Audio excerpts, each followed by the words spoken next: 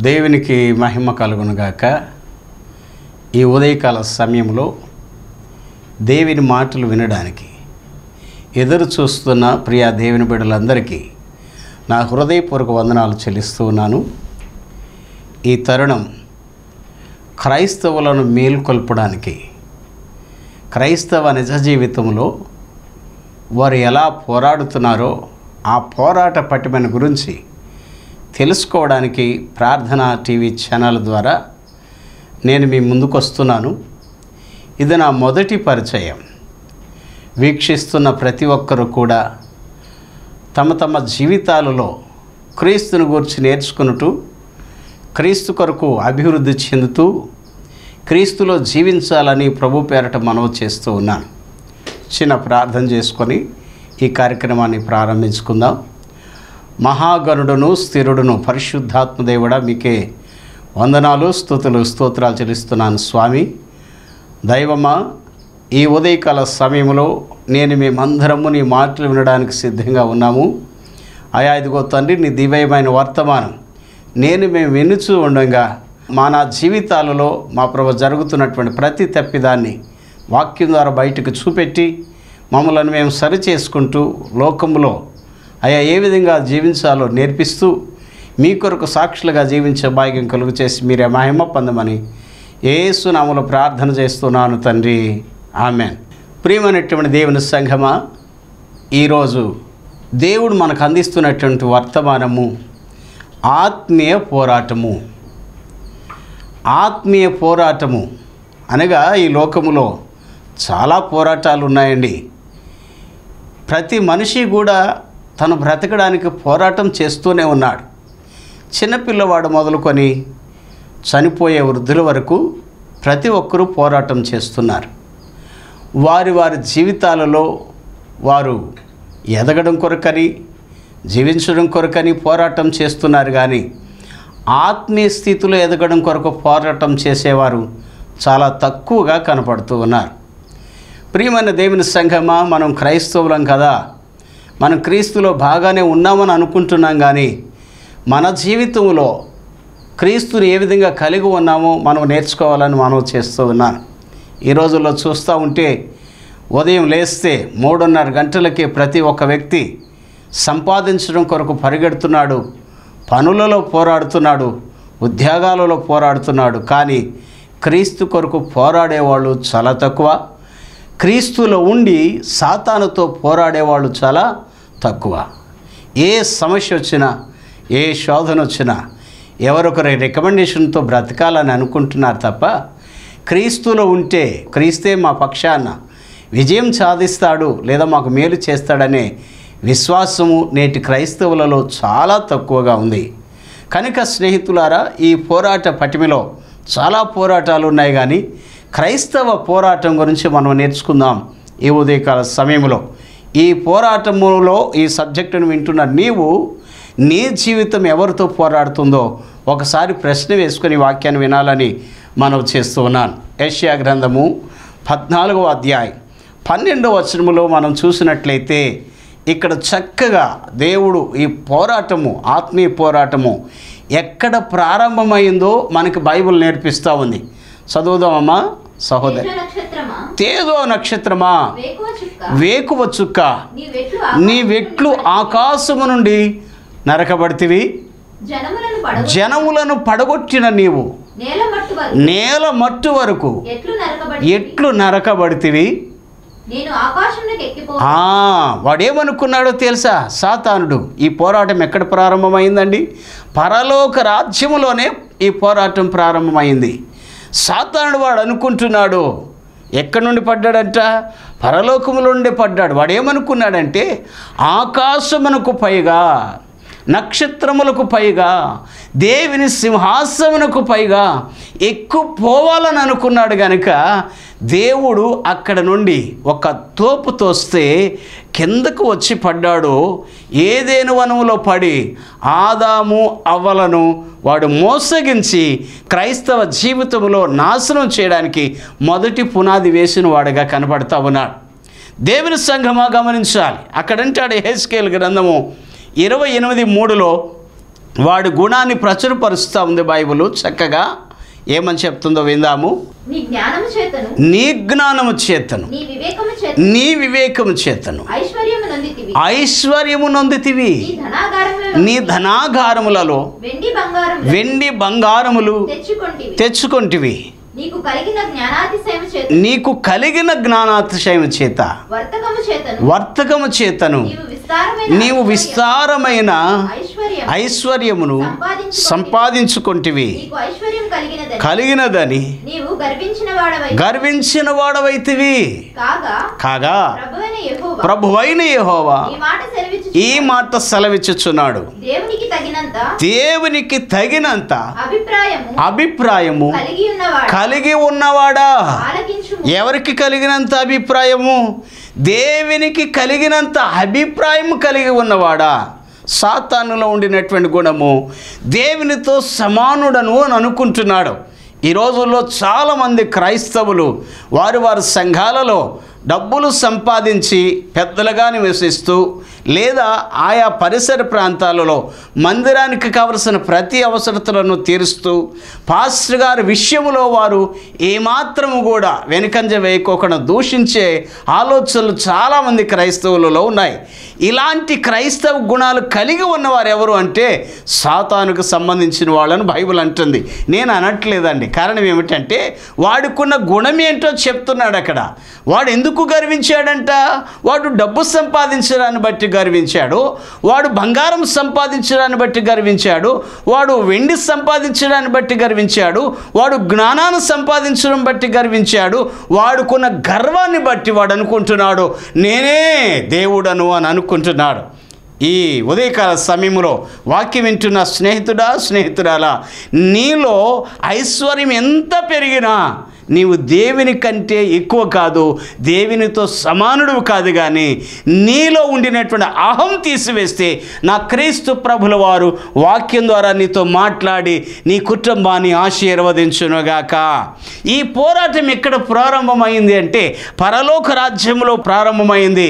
పరలోక రాజ్యంలో ప్రారంభమైనటువంటి పోరాటము భూమి మీద కూడా వచ్చింది. చూడండి, ఆది కాండములో రాస్తాడు 3వ అధ్యాయం 15వ వచనములో, నీకును స్త్రీకిని నీ సంతానమునకును ఆమె సంతానమునకును వైరము కలుగును. నీకును స్త్రీ సంతానికి. ఎవరు స్త్రీ సంతానము అనగా ప్రభు అయినటువంటి యేసుక్రీస్తు తప్ప భూమి మీద స్త్రీ సంతానం ఎవరునూ లేరు. కనుక నా ప్రియులారా, ఈ స్త్రీ సంతానము క్రీస్తు ప్రభుల వారు వాడికిని ఇదిగో సాతానుకుడి వైరం అక్కడే ప్రారంభమైంది. ఇక్కడ చూడండి, కొలస్సీయులకు రాసిన పత్రిక 2వ అధ్యాయం 15వ వచనం చూస్తే, మరియు అపరాధము వలనను శరీరమందు సున్నతి పొందక యుండుట వలనను మీరు మృతులై ఉండగా దేవుడు వ్రాతరూపకమైన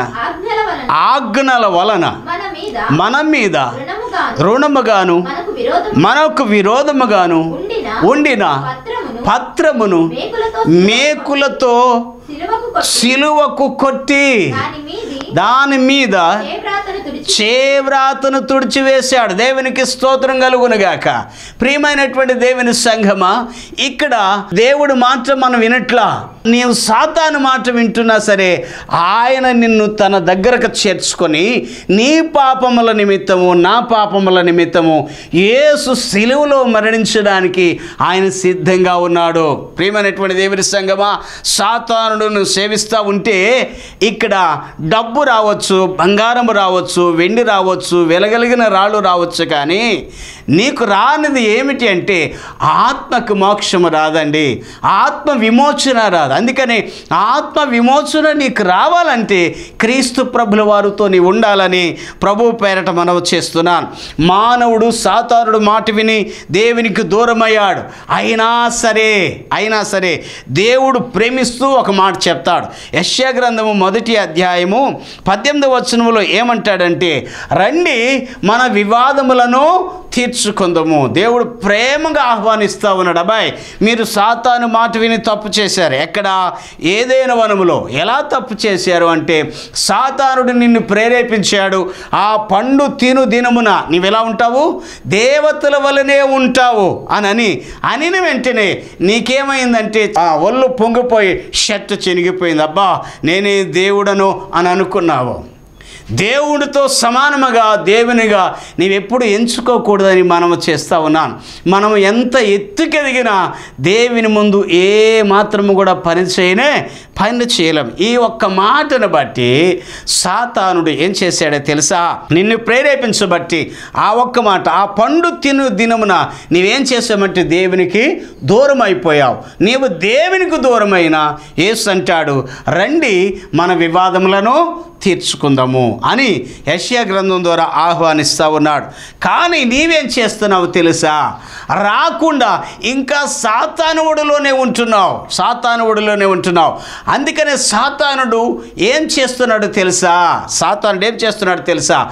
ఎవరిని మింగుదామా అని గర్జించు సింహం వలె తిరుగుతున్నాడు. ప్రియమైనటువంటి దేవుని సంగమా, నీవు సాతాను మాట వింటున్నా సరే, ఆయన నిన్ను ప్రేమించి నీ కొరకు ఆయన ప్రాణం పెట్టడానికి ఇష్టపడి నిన్ను ఆహ్వానిస్తూ ఉంటే నీవేం చేస్తున్నావంటే సాతాను ప్రేమిస్తూ ఉన్నావు, సాతాను మాట వింటున్నావు, సాతాను మాటకు లోబడుతున్నావు. నేను ప్రార్థనాపరుడను అని అనుకుంటున్నావు, నేను బైబిల్ టీచర్ను అని అనుకుంటున్నావు, నేను ప్రొఫెసర్ను అని అనుకుంటున్నావు, నేను రెవరెండును అని అనుకుంటున్నావు, నేను బిషప్ గారిని అని అనుకుంటున్నావు. ఏ డిగ్రీలు నీకుండినా క్రీస్తు ప్రభువు లాంటి విశ్వాసం కనుక నీకు లేకపోతే ఇవన్నీ సున్నా. పరిశుద్ధతను ఒక కాటాలో వేసి నీకున్న డిగ్రీలన్నీ ఒక కాటాలో వేస్తే నువ్వు దిగిపోతావు. ప్రియమైనటువంటి దేవుని బిడ్డ, కనుక గమనించు, నీవు ఎక్కడికి వెళ్ళినా ఏమి చేసినా హృదయాన్ని పరిశుద్ధత చేసుకొని దేవుని సన్నిధిలోకి రావాలని మనం చేస్తున్నాను. అందుకనే చక్కగా రాస్తాడు మొదటి పేతురు పత్రిక 5వ అధ్యాయం 8వ వచనంలో, సాతానుడు ఎలా తిరుగుతున్నాడంట? ఎవరిని మృంగుదామా అని గర్జించు సింహం వలె తిరుగుతున్నాడు. ఎలా మృంగుతాడు అంటే, ఒక్కొక్కడికి పెళ్లి కాకపోయినా సేవ చేస్తూ ఉన్నా వారు డబ్బుల దగ్గర లొంగిపోతారు. వీళ్ళకి ఎందుకండి డబ్బులు? పెళ్లి కాని వాళ్ళకి డబ్బులు ఎందుకు? ఫ్రీగా సేవ చేయండి, ఇదిగో ఒక మెసేజ్ ఇస్తే నేను ఇంత ఇవ్వాలి, నాకు ఇంత ఇవ్వాలని చెప్తా ఉంటారు. నీవు సేవ కొరకు నిజంగా సమర్పించుకునేవాడు అయితే డబ్బు ఆశపడవు. సాతానుడు మొట్టమొదటిగా ఒక విశ్వాసిని పడగొట్టడానికి డబ్బు ఎరవేస్తుంది, లేదా అధికారం ఎరవేస్తుంది, లేదా వ్యభిచారం ఎరవేస్తుంది. ప్రియులారా గమనించండి, స్త్రీ అయితే పురుషుడైతే స్త్రీ, అమ్మాయిని ఎరవేయవచ్చు, లేదా అధికారం ఇస్తాడు. మా సంఘంలోకి వస్తే నీవు బిషప్గా ఉండొచ్చు, లేదా నువ్వు పెద్దగా ఉండొచ్చు, లేదా అంతా నీకే ఇచ్చేస్తానని నిన్ను ఎరవేయవచ్చు. నీకు అధికారం పిచ్చి ఉంటే నీవు అక్కడ పడిపోతావు. అయినా నీలో పరిశుద్ధత ఉండదు. లేదంటే డబ్బు సంపాదించే విషయంలో నీకు మంచి తెలివితేటలు ఇస్తూ ఉంటారు. అలా డబ్బు సంపాదించడం వల్ల, ఆ డబ్బు ఇవ్వడం వల్ల ఈ సంఘమే మంచిది, ఈ కాపరే మంచోడు, ఈ పాస్టరే మంచోడు, ఏం చెప్పట్లేదురా అని అంటారు. ప్రియులారు గమనించండి, ఖండించే బోధలు ఈ రోజుల్లో ఏ విశ్వాసి వినట్లా. ఏ బోధలు వింటున్నారంటే పొగడ్తులు కావాలి. ఇదిగో ఫలానా ఆమె అది చేసింది, ఆమె తల్లి దీవించబడునుగాక అని చెప్తా ఉంటే ఆ బోధలకి అలవాటు పడుతున్నారు తప్ప నేటి దినాలలో వాక్యానుసారంగా ఖండించే ఏ బోధ ఏ విశ్వాసి వినలేదు. అందుకనే సాతానుడు ఏం చేస్తున్నాడంటే మనలను వశపరుచుకొని వాడు దేవునితో మనం పోరాటట్టు చేస్తున్నాడు. దేవుని మాట వినకపోవడాన్ని బట్టి దేవునికి విరోధులమయ్యాము. ఆయనను దేవుడు అంటాడు మనలను ప్రేమిస్తున్నాడు. మనకు విరోధంగా ఉండడానికి ఇష్టం లేక రండి మన వివాదములను తీర్చుకుందామని దేవుడు పిలుస్తూ ఉన్నాడు. మనం సాతాను మాట వింటున్నా సరే వాడెక్కడో దగ్గర మనం రింగాలను చూస్తున్నాడు. కాబట్టి ఆ సాతానుతో పోరాడడానికి నేను నిరంతరము ప్రార్థన చేస్తూ దేవుడాన్ని గురించి మహిమను పొందాలని మనవి చేస్తా ఉన్నాను. మానవుడు దేవునికి 3 కారణాలను బట్టి విరోధి అయ్యాడు. ఎన్ని కారణాలను బట్టి అండి?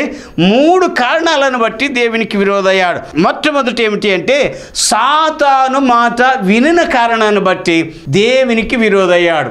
చూడండి పరిశుద్ధ గ్రంథంలో నుండి ఆది కాండము 3వ అధ్యాయము 4వ వచనం. అందుకు సర్పము, మీరు చావనే చావరు. ఏమని చెప్తున్నాడు వాడు చావనే చావరంటే వాడికి తెలుసా, సృష్టికి పునాది వేసింది నా దేవుడైతే, సృష్టిలో ఉన్న సకల జీవరాశులను సృజించింది నా దేవుడైతే, ఆ చెట్లకు జీవాన్ని పోసింది కూడా నా దేవుడైతే, ఈ లూసిఫర్ ఏం చెప్తున్నాడు తెలుసా, మీరు చావనే చావరు. బాగా గమనించండి స్నేహితులారా, ఆ మాట ఈ మనిషికి ఎలా అనిపించింది అని అంటే, చావనే చావరు అని అన్న తర్వాత ఇంకొక మాట అంటాడు అక్కడ. ఏమంటాడమ్మా, అందుకు ఆ సర్పము, మీరు చావనే చావరు, ఏలయనగా మీరు వాటిని తిను దినమున మీ కన్నులో తెరవబడును. తిను దినమున మీ కన్నులో తెరవబడును. ఏమి కన్నులు తెరవబడతాయంటే, మీరు దేవతల వలనే ఉంటారు. ఎలా ఉంటారంట అంటే, దేవతల వల్లనే అంటే దేవుడు లాగుంటారా బాబు అని చెప్తున్నాడు. ఈ రోజుల్లో మన క్రైస్తవులకు కావలసినవి ఇవే. స్టేజ్లు ఎక్కించి పాటలు ఇస్తే చక్కగా పాడతారంటే, మేము కూడా టీవీలో కనపడుతున్నామని ఆహా ఓహో అని చెప్పుకుంటారు. ఇలాగ పొగడ్తలకు పడి క్రైస్తవ జీవితంలో నిజమైన విశ్వాసాన్ని కోల్పోతున్నారు. ప్రియమైనటువంటి దేవుని సంఘమా, మీరు చావనే చావరు అంటే ప్రభు వారు ఏం చెప్పాడు, మీరు అది తిను దినమున నిశ్చయముగా చస్తారు. వీడేం చెప్తున్నాడు, చావనే చావరు. మనోళ్ళు చాలామంది కూడా పాస్టర్లు చెప్పిన బోధ వినక వేరే బోధ ఏదైనా వస్తే దానికి చెవి ఎగుతున్నారు. అందుకని పౌలు చెప్తాడు, వీళ్ళందరూ కూడా దురద చెవులు కలిగిన వాళ్ళు. రాకడి దినాలలో ఎంచికాలాలలో రకరకాలైన బోధలు వస్తున్నాయి.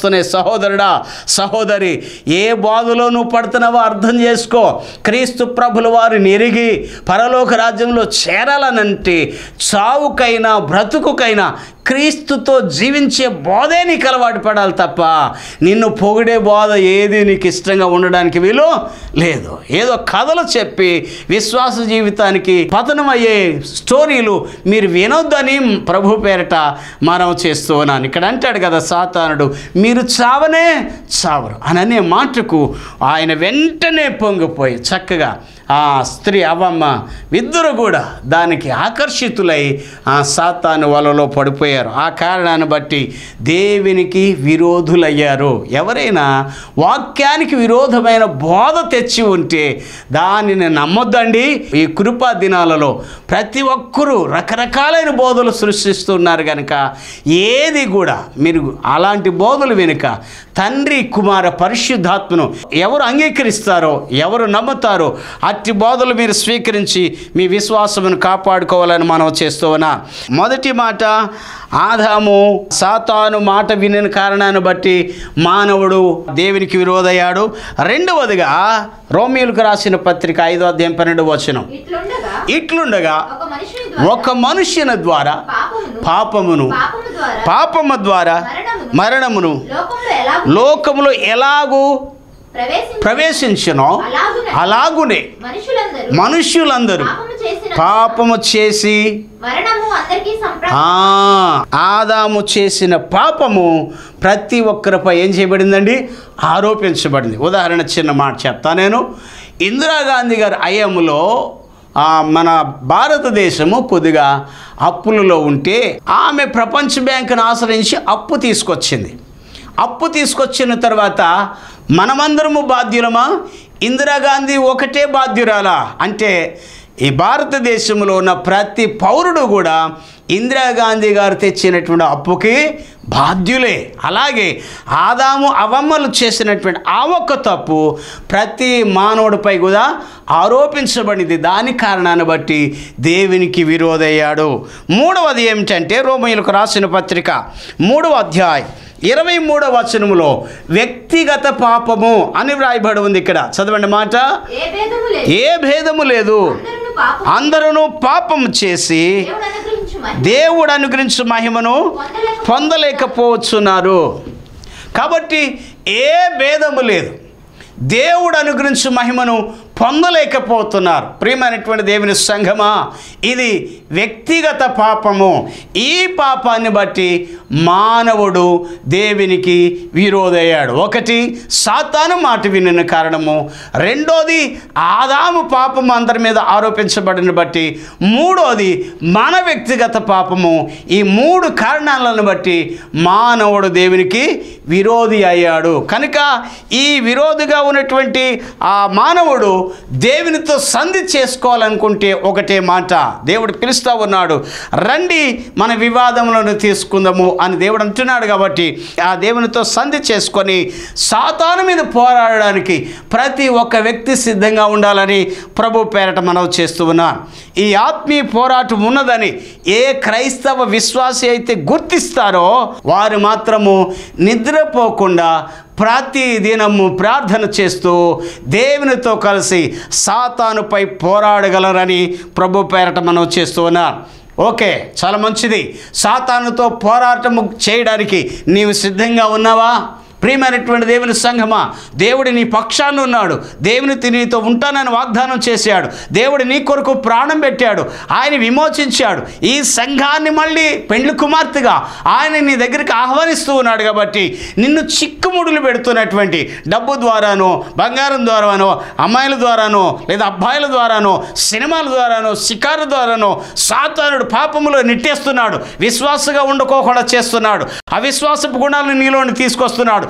దేవుడే లేడని వ్యతిరేక పదాలు నీలో కలుగు చేస్తూ ఉన్నాడు. ఒకవేళ అలాంటి స్థితి కనుక వస్తూ ఉంటే నీవు సాతాను మీద పోరాడడానికి ఇష్టపడితే ఈరోజే నా దేవుని ఆత్మ నిన్ను సంధింపచేసి నీలో ఉన్నటువంటి ఆ ఆత్మీయ స్థితిని తీసుకొచ్చి సాతానుతో పోరాడడానికి నా యేసు నీకు తన ఆత్మను అనుగ్రహించునుగాక. కాబట్టి ఈ సాతానుని జయించడానికి కొన్ని ఆయుధాలు మనం తెలుసుకుందాం పరిశుద్ధ గ్రంథంలో నుండి. దేవుడు ఏమేమి ఆయుధాలు మనకిచ్చాడు, అలాంటి ఆయుధాలను తెలుసుకుందాం. అదేవిధంగా సాతాను లేదా మన విరోధిని జయించాలంటే అవతల వ్యక్తి యొక్క వీక్నెస్ అంటే వాడిలో ఉన్నటువంటి ఓడిపోయే గుణాలు ఏమున్నాయో అవి మనం తెలుసుకోవడానికి ప్రయత్నం చేయాలి. అలా ప్రయత్నం చేస్తే నీవు చక్కగా విరోధిని జయించగలవు. వాస్తవానికి వాడి గుణాలు మనలో ఏమున్నాయి, వాడికి వీక్నెస్లు ఏమున్నాయి ఒకసారి చూద్దాం. చూడండి, పరిశుద్ధ గ్రంథములోని యోబు గ్రంథము 1వ అధ్యాయం 6-7 వచనాలలో వాడు ఒక వ్యక్తిగా ఇక్కడ ప్రతి ఒక్కరితో మాట్లాడుతున్నాడు. ఒక వ్యక్తిగా వాడు పలకరిస్తున్నాడు. ఒక వ్యక్తిగా వాడు గుణాన్ని ప్రదర్శిస్తూ ఉన్నాడు. ఏమంటున్నాడు చూడండి, 1వ అధ్యాయము 6-7 వచనాలలో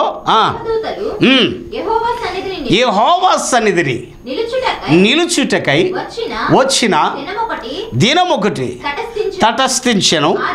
ఆ దినమున అపవాదియగు వాడు వారితో కలిసి వచ్చెను.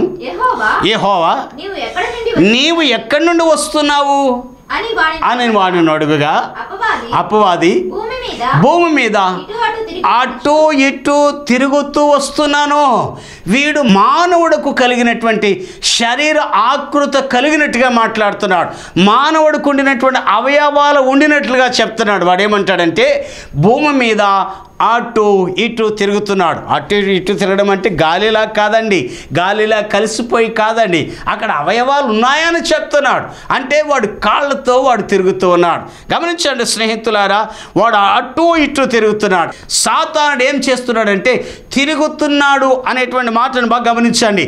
విశ్వాసి, ప్రతి ఒక్కరి హృదయాలలో సాతానుడు కనుక ఉంటే వాడు చర్చిలో కూర్చోలేడు, ప్రార్థనలో కూర్చోలేడు, విశ్వాసగా ఉండలేడు, విశ్వాసతో మాట్లాడలేడు.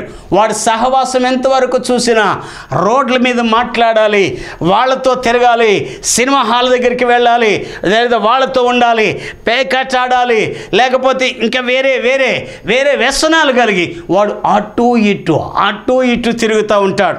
దేవుని సంఘమా, ఈ ఉదయకాల సమయంలో అటు ఇటు తిరుగుతున్నావు అని అంటే దాని అర్థం విశ్వాసగా ఉండకోకుండా, ప్రార్థన చేయకోకుండా వండుకోకుండా, లేదా నువ్వు చర్చిలోకి రాకోకుండా వండుకోకుండా నువ్వేం చేస్తున్నావంటే అటు ఇటు తిరుగుతున్నావంటే నీలో సాతానుడు ఉన్నాడు. ఇదిగో ఈ ఉదయకాల సమయంలో నీలో గనక సాతానుడు ఉంటే ఆ సాతాను గుణం యేసు నామములో నశించిపోవునుగాక. ఒక మాట అడుగుతాను దేవుని బిడ్డ, అయ్యా నేను అటు ఇటు తిరుగుతున్నానంటే ఆ పని ఈ పని పడి తిరుగుతున్నానే అని అనుకున్నాను. ఎంతవరకు నాలో సాతాను గుణం ఉందని నేను గ్రహించట్లేదు. ఇక నుండి నేను అలా తిరగనయ్యా అని నా యేసుతో గనక నిబంధన చేస్తే నీలో తిరిగే గుణం ఉన్న సాతానుడు యేసు నామములో తొలగిపోవునుగాక. మరో మాట అంటాడు చూడండి, శరీరం కలిగి ఉన్నాడని చెప్పడానికి ఈ మాట చెప్పాను. మరొక వ్యక్తికి కలిగిన పదాలు వాడుతున్నారు. ఎవరికి?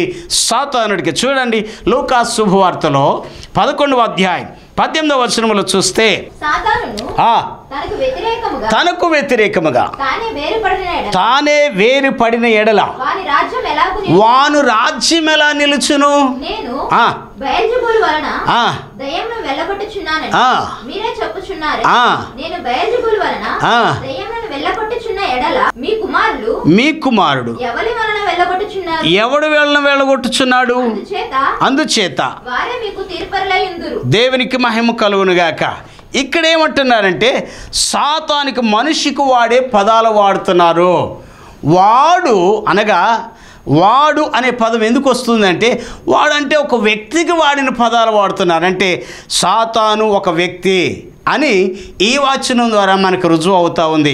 సాతాను ఒక నిజమైన వ్యక్తి, వాడు ఇక్కడ భూమి మీద మనిషిలాగే సంచరిస్తూ ఉన్నాడు. మరొక మాట రాస్తాడు చూడండి, మత్తయి సువార్త 4వ అధ్యాయము 3వ వచనాన్ని చూద్దాం. ఆ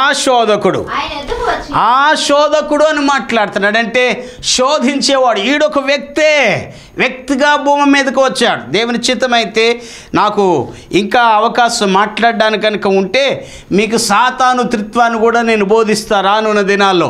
మీరు వీక్షిస్తూ ఉంటే, మీరు ఈ ఛానల్ కనుక విడిచిపెట్టుకోకుండా నా ప్రసంగాలు తరచూ వింటానని కనుక మీరు ఆలోచన కలిగి ఉంటే, సాతానుకు త్రిత్వం ఉంది. యేసుప్రభుకి ఎలా త్రిత్వం ఉందో అలా సాతానుకు కూడా త్రిత్వం ఉంది. దాని గురించి కూడా నేను సవివరంగా వివరించడానికి నేను ప్రభు సన్నిధిలో ప్రార్థన చేస్తున్నాను. దేవుని సంగమా గమనించండి, ఇక్కడ సాతానుకు వాడే పదాలు వాడుతున్నారు. ఏమంటున్నారు తెలుసా? చదవండి మా మాట. ఆ శోధకుడు ఆయన యొద్దకు వచ్చి నీవు దేవుని కుమారుడు అయితే ఈ రాళ్లను రొట్టెలుగా చేసుకొని. ఎవరు మాట్లాడుతున్నారు ఈ మాట? సాతానుడు మాట్లాడుతున్నాడు. ఎవరిని? యేసు ప్రభుల వారిని మాట్లాడుతున్నాడు. మనలో కూడా ఒక భర్త అంటాడు తన భార్యని, నువ్వు ఇన్ని ప్రార్థనలు చేస్తున్నావు కదా, నాలో నా తాగుడు గుణాన్ని తొలగించు అని మాట్లాడతాడు. అంటే ఇది మూర్ఖంగా మాట్లాడడం కాదండోయ్, సాతానుడు వాడిలో నుండి మాట్లాడిస్తూ ఉన్నాడు. ఆ భార్య విశ్వాసాన్ని గమనించడానికి ఒక మాట చెప్తా మీకు, ఈ మాట అర్థం కావడానికి. ఏమంటాడంటే ఆయన రూపాంతర కొండ మీద మాట్లాడుతుంటాడు. మోషే నిర్గమం గురించి మాట్లాడుతూ ఉంటే పేతురు అది చూస్తాడు.